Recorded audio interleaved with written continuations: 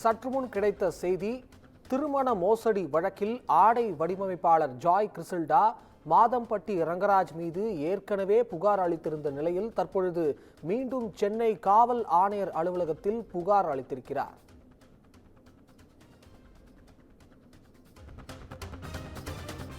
இது தொடர்பான கூடுதல் தகவல்களுக்காக நம்முடன் செய்தியாளர் சுப்பிரமணியன் இணைந்திருக்கிறார். வணக்கம் சுப்பிரமணியன், கூடுதல் தகவல்களை பதிவு செய்யலாம். ஆடை வடிவமைப்பாளர் ஜாய் கிறிசல்டா சென்னை காவல் ஆணையர் அலுவலகத்தில் மீண்டும் ஒரு புகார் மனுவை அளித்திருக்கிறார்.